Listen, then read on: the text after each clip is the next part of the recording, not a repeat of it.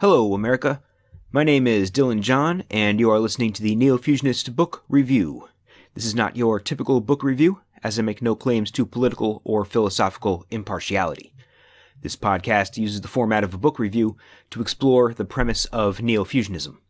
Neo-Fusionism is the merging of paleoconservatism with naturalism within the framework of the revitalization of the Republican Party. We will be exploring politics, philosophy, psychology, economics, and sociology through a wide variety of books, published both recently and historically. Thank you for tuning in. So, in today's episode, we're going to be looking at Ship of Fools by Tucker Carlson of Fox News. Tucker Carlson Tonight is his show, and he's pretty good. I like him. He's pretty good. So, he wrote this book recently. This came out in 2018. It talks a little bit about Donald Trump in it. It's not entirely about Donald Trump, but it mentions him. It's largely a kind of populist screed. It's a run through of 8 topics. 7 topics, 7 chapters. Each dealing with a different aspect of modern society, which is, kind of par for the course in a lot of ways for books of this sort. Mark Levin's book followed the same kind of format, and Pat Buchanan's book followed a similar format as well. He also has a really good introduction, in which he talks a little bit about Trump, and he talks a little bit about Bill Clinton, and the strategy of both of these men in getting elected president. I'm going to read a little bit out of that introduction because it's pretty good. Chapter 1, The Convergence, is largely about the Democratic Party becoming the party of the elites, which they did not really used to be, according to Carlson. The second chapter, I'm going to read a little bit out of that, the Convergence chapter. The second chapter is Importing a Serf Class. I'm going to read a little bit out of that one as well, and that is largely about immigration.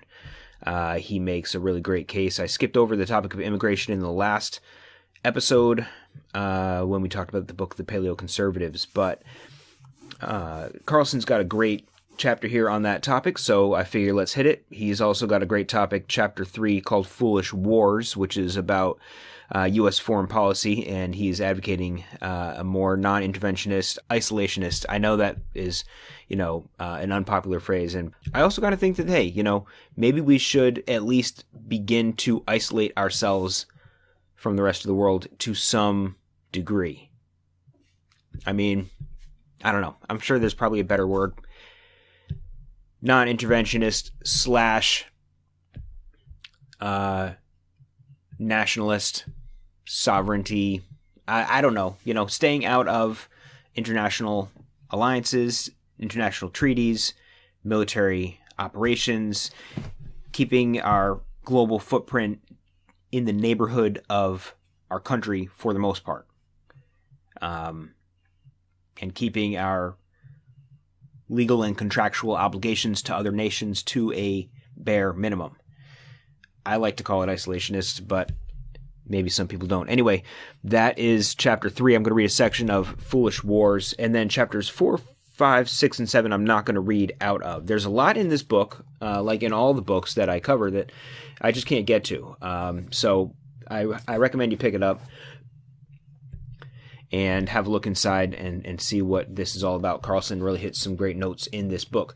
So now that I've given a warm introduction to the book, let me begin to read from the introduction. He says, quote, "If you were a conservative in 1992, Bill Clinton drove you insane. Here was a glib, inexperienced BS artist from nowhere running against an uninspiring but basically honorable incumbent, and for reasons that weren't clear, winning. Clinton was shifty and dishonest. That was obvious to conservatives. Somehow voters couldn't see it. They liked Clinton. Conservatives believed they could win if they warned voters about the real Bill Clinton. They tried everything: Jennifer Flowers, the draft-dodging letters, Whitewater, Hillary's shady investments. All of Bill Clinton's moral failings emerged during the campaign. Clinton turned out to be every bit as sleazy as conservatives claimed. It didn't matter. He won anyway. Conservatives blamed the media. 25 years later, it's clear that conservatives were the delusional ones.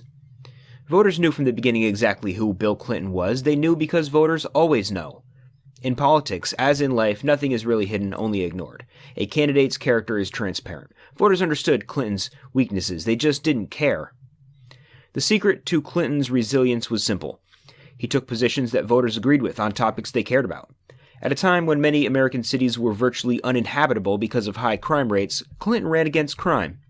In a period when a shrinking industrial economy had left millions without work, Clinton ran on jobs. Once he got elected, Clinton seemed to forget how he'd won. He spent his first 6 months in office responding to the demands of his donors, a group far more affluent and ideological than his voters. Clinton's new priorities seemed to mirror those of the New York Times editorial page: gun control, global warming, gays in the military. His approval ratings tanked. Newt Gingrich and the Republicans took over Congress in the first midterm election. Clinton quickly learned his lesson. He scurried back to the middle and stayed there for the next 6 years, through scandal and impeachment. Clinton understood that as long as he stayed connected to the broad center of American public opinion, voters would overlook his personal shortcomings. It's the oldest truth of electoral politics. Give people what they want, and you will win. That's how democracy works. Somehow, Bill Clinton's heirs learned nothing from the experienced. They mimicked his speaking style and his slickness. Some had similar personal lives. They forgot about paying attention to the public's opinion about issues. Meanwhile, America changed. The country went through several momentous but little publicized transformations that made it much harder to govern. Our leaders didn't seem to notice. At exactly the moment when America needed prudent, responsive leadership, the ruling class got dumber and more insular. The first and most profound of these changes was the decline of the middle class. A vibrant, self-sustaining bourgeoisie is the backbone of most successful nations, but it is essential to a democracy. Democracies don't work except in middle-class countries. In 2015, for the first time in history, the United States stopped being a predominantly middle-class country. In 1970, the year after I was born, well over 60% of American adults ranked as middle class. That year, middle-class wage earners took home 62% of all income paid nationally. By 2015, America's wealth distribution looked very different, a lot more Latin American. Middle-class households collected only 43% of the national income, while the share for the rich had surged from 29% to almost 50%. Fewer than half of adults lived in middle-income households. A majority of households qualified as either low-income or high-income. America was becoming a country of rich and poor, and the rich were richer than ever. People who once flew first class now took net jets. Over the same period in which manufacturing declined, making the middle class poorer, the finance economy boomed, making the rich wealthier than ever before. This happened over decades, but the recession of 2008 accelerated the disparities. During the crash of the housing market, more than a quarter of all household wealth in America evaporated. When the smoke cleared and the recovery began, the richest American families controlled a larger share of the economy than they did before the recession. Over time, this trend reshaped America. He says, quote, "Our political leaders ought to be concerned. Instead, they work to make the country even less stable by encouraging rapid demographic change. For decades, ever-increasing immigration has been the rule in the United States, endorsed by both political parties. In 1970, less than 5% of America's population were immigrants. By 2018, that number had risen to nearly 14%. This is good news for the leadership of both political parties. Democrats know immigrants vote overwhelmingly for them, so mass immigration is the most effective possible electoral strategy. You don't have to convince or serve voters. You can just import them. Republican donors want lower wages. Many of them have employees. They know immigrants from the third world will work for less and be grateful to do it.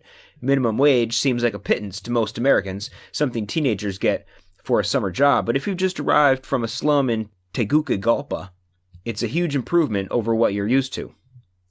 With the enthusiastic consent of both parties, more than 15 million illegal immigrants have been allowed to enter the United States, get jobs, and use public services in a country they are not legally allowed to live in. The people who make the policies benefited from them. What was the effect on the country?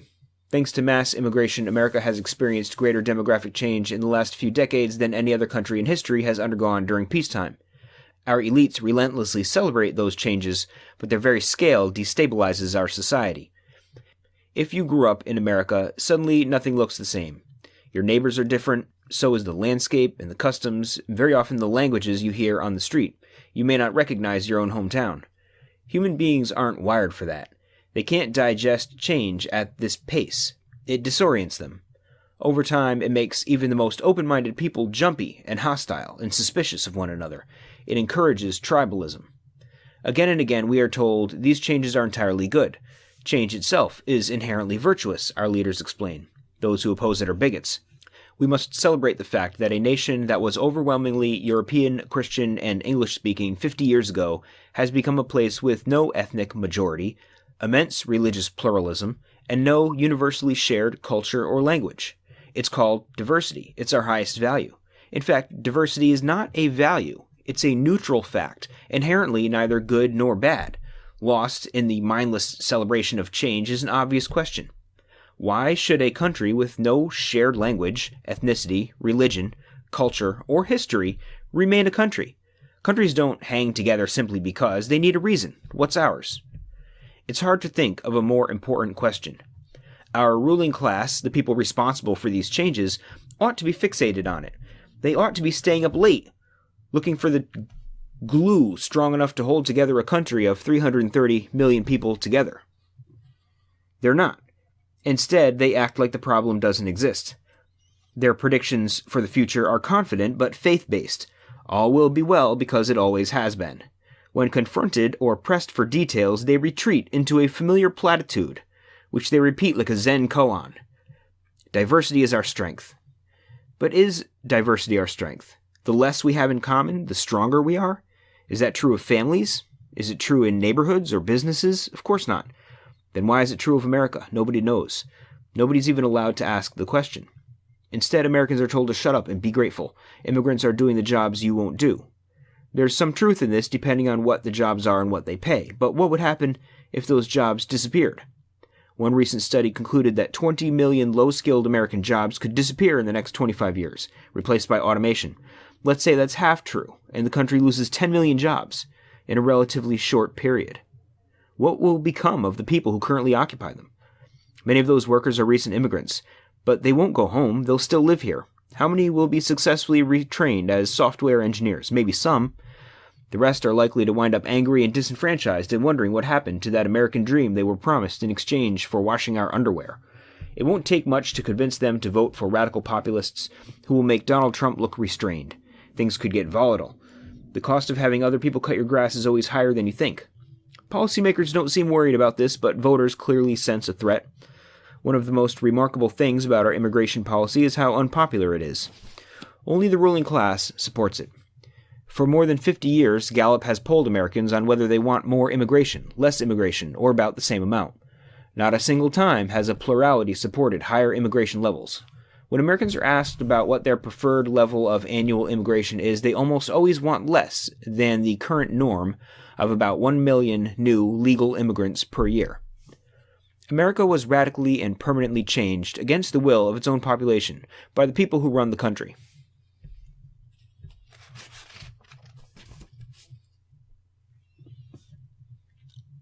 He says, quote, "In a healthy society, decades of obvious failures by elites would force a change of ideas or a change of leadership. Neither has happened. The same class of lawmakers, journalists, and business chieftains holds power despite their dismal record. America now has not only one of the least impressive ruling classes in history, but also the least self-aware. They have no idea how bad they are. There's a reason for that. The path to the American elite has been well marked for decades. Perform well on standardized tests. Win admission to an elite school. Enter one of a handful of elite professions. Settle in a handful of elite zip codes, marry a fellow elite, and reproduce. Repeat that cycle for a couple of generations and you wind up with a ruling class, so insulated from the country it rules that failure goes unnoticed. A small group of people accumulates unimaginable wealth while the rest of the country becomes a desiccated husk, yet everything seems fine. The meritocracy, as it turns out, creates its own kind of stratification. a kind more rigid than the aristocracy it replaced. Meanwhile, the meritocratic system fails to inculcate the leadership qualities that generational rule requires. Acing the SAT doesn't make you wise. Ascending from McKinsey to Goldman Sachs doesn't confer empathy. That's unfortunate for America because wisdom and empathy are prerequisites for effective leadership. You've got to care about the people you govern. Would you be a good parent if you despised your children? Would you be a good officer if you didn't care about the lives of your soldiers? Our new ruling class doesn't care. Not simply about American citizens, but also about the future of the country itself. They view America the way a private equity firm sizes up an aging industrial conglomerate, as something outdated they can profit from. When it fails, they're gone. They've got money offshore and foreign passports at home. Our rulers have no intention of staying for the finale. End quote. So yeah, that's a good-sized section there from the introduction. He kind of like lays it out. He brings up immigration there, and we'll get more into that. I think he's got a pretty good attack on that topic. But first, I want to get into Chapter 1, Convergence, and he's talking about the Democratic Party and how you'll notice this theme of the elites running through this book. It's a big part of his concept of you know that the elites have seized control of the entire country and they're completely insulated and they have no idea what's happening in America, and America's failing on their watch. So he ties that right in with the Democratic Party, unsurprisingly. He says, quote, "The Democratic Party is now the party of the rich. 8 of America's 10 most affluent counties voted for Hillary Clinton in 2016, in most cases by a large margin. In Fairfield County, Connecticut, the hedge fund capital of the world, Hillary won by nearly 20 points. In Nantucket, she won by more than 30 points. In Aspen, Hillary won by more than 45 points. In Marin County, the privileged enclave across the Golden Gate from San Francisco, Hillary Clinton's margin was greater than 50 points. In Manhattan, by contrast, Trump won less than 10% of the vote. In the District of Columbia, he got 4%, a smaller proportion than third-party candidates and write-ins combined. Historically, most highly paid executives voted Republican. No more. In the weeks before the 2016 election, Hillary Clinton outraised Donald Trump 20-1 among people on the Bloomberg Billionaires Index. A Wall Street Journal analysis found that hedge fund owners and employees donated a total of $27.6 million to the Hillary Clinton campaign and affiliated groups. When the category was expanded to include similar private investment funds, the journal found that 7 financial firms alone donated $47.6 million to Hillary. Trump received a total of $19,000, about the price of a used pickup. Employees of Google, Facebook, Apple, Microsoft, and Amazon donated to Hillary over Trump by a margin of 60-1. He says, quote, "The phone you have in your pocket right now was likely made in China by Foxconn, a Taiwanese company that is the biggest electronics manufacturer in the world. The workers who assembled it made less than $2 an hour. Even by Chinese standards, that's not a lot. Foxconn employees who make iPhones would have to work for months to afford one. The work at Foxconn is repetitive and hard, the pressure from management unrelenting. Some workers have reported being forced to stand for 24 hours at a time. Others say they are beaten by their supervisors. Starting around 2010, employees at Foxconn plants in China began to kill themselves in alarming numbers. Workers hanged themselves, took poison, jumped from windows. There was very little news coverage of any of it until 2012. That year, about 150 Foxconn workers at a plant in Wuhan climbed to the roof of their factory and threatened to commit mass suicide if conditions didn't improve. The company responded by installing circus nets beneath the railings. All pretty grim. Yet when was the last time you heard a politician decry Apple's treatment of workers, let alone introduce legislation intended to address it? When was the last time a group of socially conscious hipsters from Brooklyn protested outside the home of Apple CEO Tim Cook? Never, of course. That's because Apple, like virtually every other big employer in American life, has purchased indulgences from the Church of Cultural Liberalism. Apple has a gay CEO with fashionable social views. The company issues statements about green energy and has generous domestic partner benefits. Apple publicly protested the Trump administration's immigration policies. The company is progressive in ways that matter in Brooklyn. That's enough to stop any conversation about working conditions in Foxconn factories. He says, quote, "A resolute lack of self-awareness makes this arrangement possible. Earlier ruling classes understood they were in charge. They admitted it and faced the consequences, including a responsibility to those beneath them. Noblesse oblige means obligations of the nobility. Every functioning aristocracy has taken that obligation seriously. The modern rich, by contrast, don't acknowledge that they're at the top of the economic heap, or even that a heap exists. They pretend they're like everyone else, just more impressive. They deny," Deneen writes, "that they really are a self-perpetuating elite that has not only inherited certain advantages, but also seeks to pass them on. To mask this fact, they describe themselves as the vanguard of equality, in effect denying the very fact of their elevated status and the deleterious consequences of their perpetuation of a class divide that has left their less fortunate countrymen in a dire and perilous condition." He says, quote, "Huge corporations have displaced the blue-collar proletariat in the hearts of elites. Corporations embrace a progressive agenda that, from an accounting perspective, costs them nothing. In exchange, they get to maintain the economic status quo that has made them billions. The company's affluent customers get to imagine they're fighting the power by purchasing the products, even as they make a tiny group of people richer and more powerful. There's never been a more brilliant marketing strategy." End quote.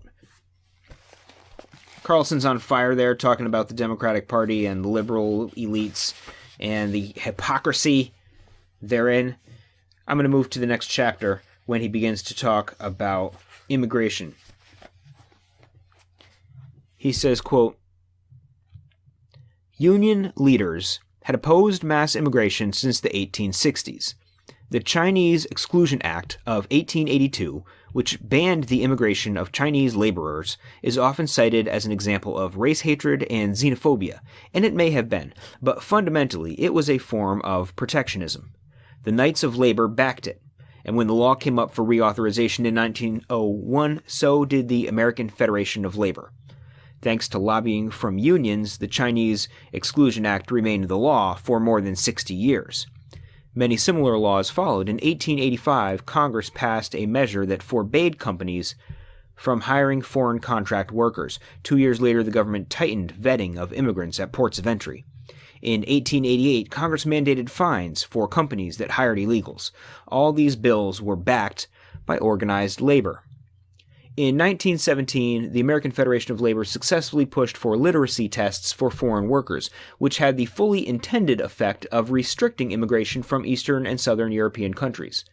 Samuel Gompers, the famed AFL leader, who was himself an immigrant, explained that immigration is working a great injury to the people of our country. For most of the 20th century, organized labor remained skeptical of immigration. In the 1950s, the AFL merged with the Congress of Industrial Organizations, creating the modern AFL-CIO. After the merger, the union adopted a position friendly to modest legal immigration, but remained sharply opposed to illegal immigration, which it rightly saw as a vehicle for both suppressing wages and undermining organized labor. Throughout this era, organized labor was firmly aligned with the Democratic Party, and Democrats, in turn, took positions on immigration that at least acknowledged the concerns of American wage earners. Democrats opposed illegal immigration and worried about the consequences of legal immigration. They believed assimilation was important. He says, quote, "By redefining immigration as a moral issue, elites have shut down debate over its costs. That's helpful for them, since, for the affluent, immigration has few costs and many upsides. Low-skilled immigrants don't compete in upscale job markets. Not many recent arrivals from El Salvador are becoming lawyers or green energy lobbyists. An awful lot of them are becoming housekeepers. Mass immigration makes household help affordable. That's one of the main reasons elites support it. From the 1800s through the 1950s, maids, nannies, gardeners, and other domestic help were ubiquitous in upper-middle-class households. Economic prosperity gradually eliminated the huge pool of unskilled labor that filled these jobs, but modern immigration policy has revived America's servant class. Immigrants now fill countless jobs as nannies, gardeners, cooks, and housekeepers. In 2016, a study by the Centers for Disease Control and Prevention determined that the life expectancy of native-born Americans in many parts of the country was in decline. People were dying younger, and for reasons that were largely preventable. Cirrhosis, diabetes, drug overdoses. Nothing like this had ever happened in American history. As a matter of social policy, it was a disaster. If your people are dying younger, you are failing. How did Washington respond? With a shrug. There was a short flurry of concerned op-eds in the first week or two after the CDC report appeared. After that, silence. It's impossible to imagine a similar reaction if the same thing were happening to Syrian refugees. They came here for a better life, but instead met an early death. That wouldn't stand. There would be comprehensive news coverage of the tragedy, frothy editorials, and a series of emotional speeches from the floor of the House, followed by an armada of congressional task forces that, in the end, would likely blame racism. Our ruling class would be upset. They'd consider it certainly a stain on the conscience of the country. Immigrants matter to elites. America's struggling middle class? Not so much. As it happens, many employers feel the same way. It's hard to blame the Chamber of Commerce for supporting unrestrained immigration. Businesses benefit from it, at least in the short term. Capitalists push for what's best for markets. But what happens when nobody in power takes the opposing view? We don't need to speculate. At a closed-door speech in 2013, Hillary Clinton told a group of Brazilian bankers, "My dream is a hemispheric common market with open trade and open borders." Suddenly, the liberal position and the conservative position were indistinguishable. It was the beneficiaries of cheap labor against everyone else. Rulers versus serfs. End quote.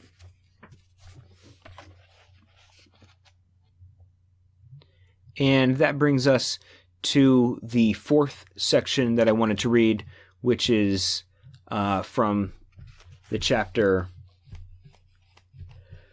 Foolish Wars, when he says, quote, "Less than a year into his first term, Obama was awarded the Nobel Peace Prize, apparently for the transcendent achievement of not being George W. Bush, but the prize had no lasting effect on Obama. Under his stewardship, the Democratic establishment once again became a party of war, differing from Republicans only on exactly how much war they wanted and where. In 2011, Hillary Clinton and other interventionists in the administration convinced Obama to support the overthrow of Muammar Gaddafi in Libya. It was never obvious why Gaddafi needed to be killed. While he'd once supported terrorist efforts against the West and established nuclear and chemical weapons programs, his behavior had dramatically improved following the invasion of Iraq. He shuttered his WMD programs in December 2003, was removed from America's list of state terror sponsors, and even collaborated with the European Union to block illegal migration from Africa into Europe. Gaddafi was an unsavory autocrat, but there were far more dangerous and more repressive regimes out there, and there was no clear replacement for him within Libya. If there is a single lesson of the Iraq War, it's that chaos is worse than dictatorship. Libya looked like a prime candidate for chaos. With Gaddafi gone, it was obvious that the place might devolve into a lawless mess and become a bug light for extremist groups. Hillary Clinton and Samantha Power of the National Security Council didn't agree. They viewed Gaddafi as a deeply immoral man. That's all the justification they needed to take him out. So they did. With Gaddafi on the brink of victory in the Libyan civil war, the United States and its NATO allies intervened, taking over the country's airspace, bombing Gaddafi's forces, and turning the tide of the conflict. 7 months later, Gaddafi was toppled from power, captured, and unceremoniously killed. He says, quote, "In Washington, military action is assumed to be preferable to inaction, regardless of outcome. Barack Obama, who campaigned for president on the promise to withdraw from Iraq, not only bombed the country, the fourth American president in a row to do so, but by the end of his term had recommitted troops on the ground. Republicans didn't seem to find this odd. Their main complaint was that he sent too few. Liberals, meanwhile, stood by and in some cases cheered as Obama expanded the war on terror beyond the boundaries of the Bush years. After 2 terms, Obama had ordered the killing of nearly 4,000 people by drone attacks, most of them in non-battlefield areas like Yemen, Somalia, and Pakistan. Some of the people killed were American citizens, struck down as enemy combatants despite being far away from U.S. troops in countries the United States was not at war with. By 2003, the lessons of Iraq and Libya still unlearned, Obama was preparing for another regime change, this time in Syria. The cycle was eerily similar. Syrian President Bashar Assad was undoubtedly a cruel authoritarian figure, but he also was not a clear threat to the United States, and it was impossible to know who might replace him should he fall. Nevertheless, Following a chemical attack on civilians during the country's civil war, Secretary of State John Kerry gave an impassioned speech about Assad's human rights abuses and argued that a military intervention was needed. A now familiar cycle began again. He says, quote, "Strong popular opinion ultimately scuttled Obama's plans to bomb Assad's government, though 7 out of the 10 senators who voted for it were Democrats. But it was only a temporary reprieve. Removing Assad from power remained the official policy of the U.S. government. By the end of the Obama years, America was not only bombing Syria, but had ground troops there, this time for the purpose of fighting the Islamic State. And not just there, but a number of other places as well. On Election Day 2016, after 8 years of rule by the nominally anti-war faction of U.S. politics, American troops were stationed on roughly 800 military bases in 70 nations. The Pentagon was dropping bombs on at least 7 different countries. Barack Obama was the first president to serve 2 full terms and preside over war for every single day of them. Not all of that was Obama's choosing. He didn't start the wars in Iraq or Afghanistan, but he didn't pull back much either. What's particularly striking, however, is how little Democrats said about it. Apart from some rumblings from the far left, there were no protests in the streets. In 2008, 3 anti-war documentaries were nominated for Best Documentary at the Academy Awards, and Hollywood stars routinely bashed President Bush's foreign policy. On January 21st, that all evaporated. Popular culture seemed oblivious." End quote. So I think that he kind of hits a couple of the important points here that we have seen in some paleoconservative work. Well, he talks about immigration in the same terms that Pat Buchanan does. He talks about our foreign policy in the same terms, and he takes and lays it at the feet of the elites, basically, with the proposition that this is not what the American people want. It's not what we support according to opinion polls, and it's not necessarily what we support when we vote for people who don't follow through on their campaign promises. And so, I think that bringing a populist sentiment of the will of the American people, and I know that there's some conservatives who are real skeptical about even using that kind of terminology, but the will of the people of America should be represented in our democracy. That's what self-rule indicates. And when a cabal of elites hold the reins of power and push in a different direction for this country than what the people want, democracy is supposed to be able to repair that. And that's the challenge that, immigration brings into play, where you've got policies that are going to increase the number of citizens, and you can manipulate the demographic qualities of the population in accord with who votes how. It's easy to import a bunch of voters if the immigrants are going to vote Democrat and you're a Democrat. You can bring them in and manipulate the vote results. I mean, we want to go after Russia for Facebook ads. What about importing voters?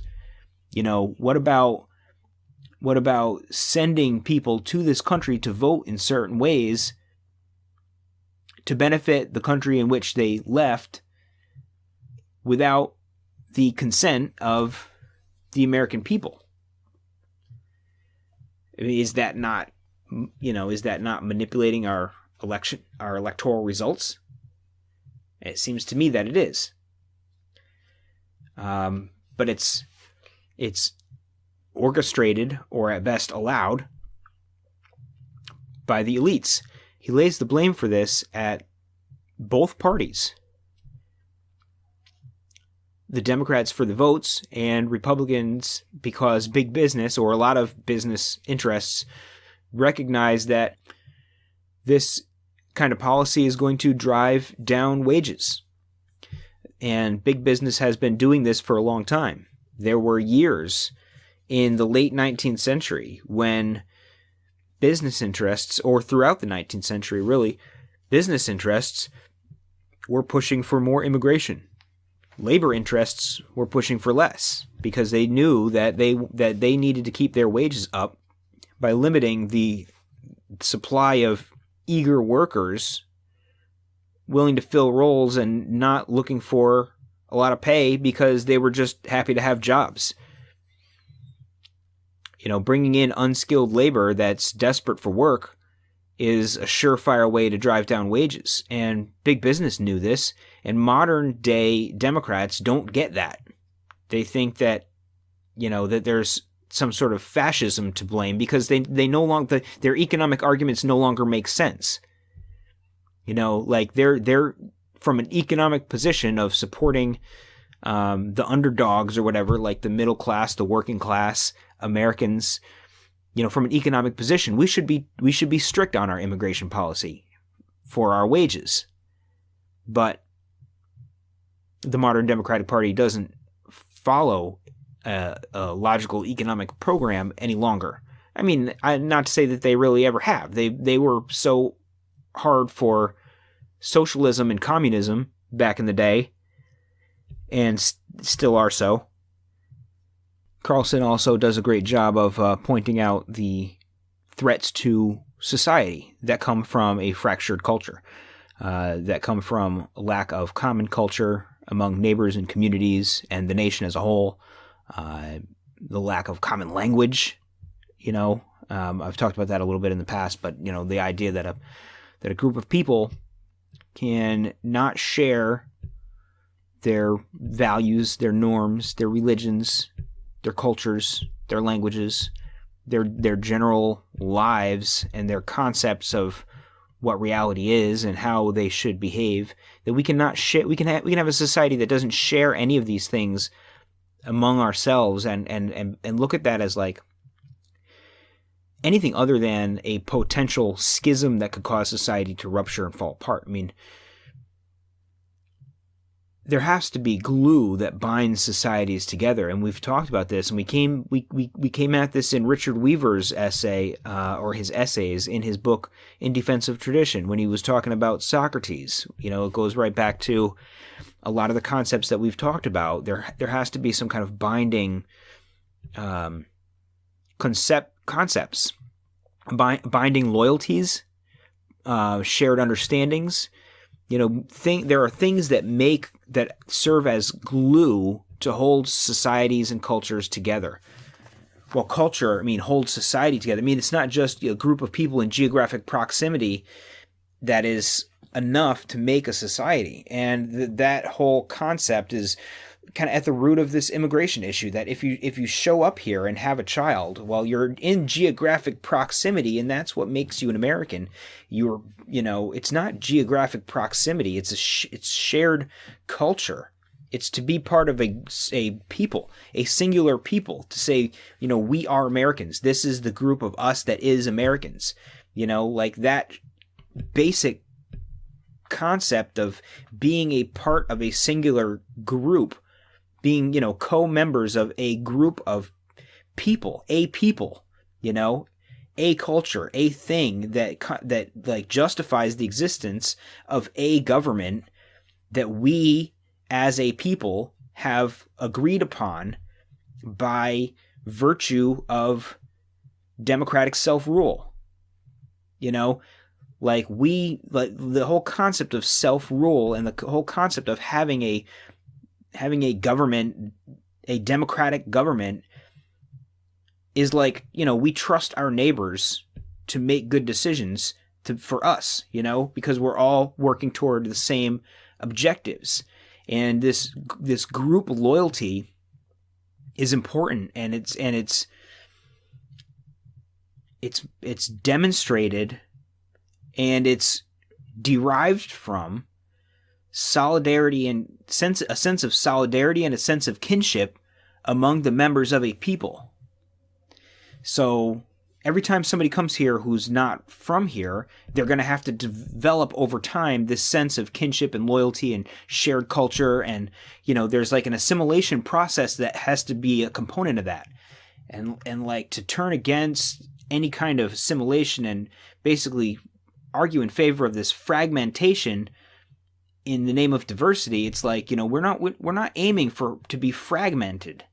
Like we want to assimilate. We want to be a melting pot where we begin to share objectives, and we begin to share values, and we begin to share, and there's give and take, but there's a process of assimilation, and there's a process, honestly, of like genetic mixing that happens over time, where we become a singular American people. Like it's inevitable with different ethnicities and things and different cultures living together over time. It's going to merge together and become one new American thing. Not to say that like we're all going to be completely homogenous, but there's a homogenization process that occurs naturally. But continually bringing in people from elsewhere keeps perpetual tension against that assimilation process. It keeps our language, the number of languages spoken in a limited geographic area continues to expand rather than contract into like a regional. I mean, to me, following a natural human processes approach, there's a regionalization that occurs. Like culture and ethnicity derive from region. They derive from a group of people living in proximity, right? I mean, that's kind of the origins of culture. A group of people live in proximity, and they inherently build a shared culture through interactions. So that's a process that occurs, but bringing people into that who haven't participated in that process doesn't. I mean, this is a necessary component to bring new ideas in, and new people and new genetic material, et cetera, but the rate at which these new things, these new people, these new ideas, these new norms, et cetera, are adopted by a society, there's an ideal level to maintain the social stability. It's not like a free-for-all. The glue of society must be maintained. So I like how Carlson hits on some of those notes when he first begins talking about immigration. I think that cultural solidarity needs to serve as a filter through which we view the various policies that we're considering. How is this going to enhance United States social fabric, the stability of the social fabric? Because it's frayed, and that's an important factor in all of our decision making. Should be an important factor in all of our decision making. So I have carried on for a while. I think I'm going to start wrapping this up. Thanks for following along with me. Again, Tucker Carlson, Ship of Fools is the book. I'll post a link to where you can acquire that from Amazon in the show notes. And I'll post a few links to my own social media presence in the show notes as well.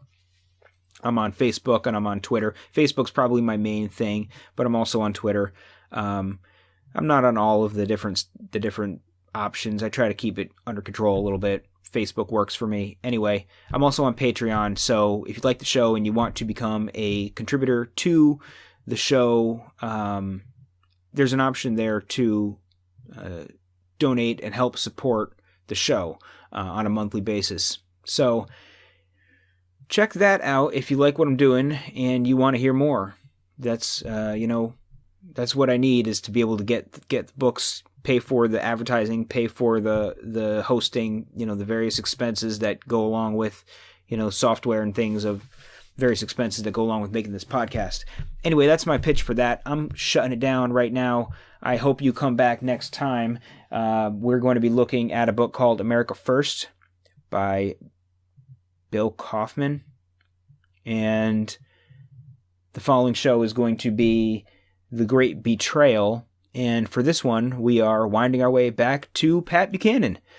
So yeah, the next two shows are going to be along the same sort of line as this show, doing this kind of a detour through U.S. policy for a few shows here. And then after that, we'll get back to some naturalistic studies and some philosophical studies. Anyway, that's all for now. See you next time.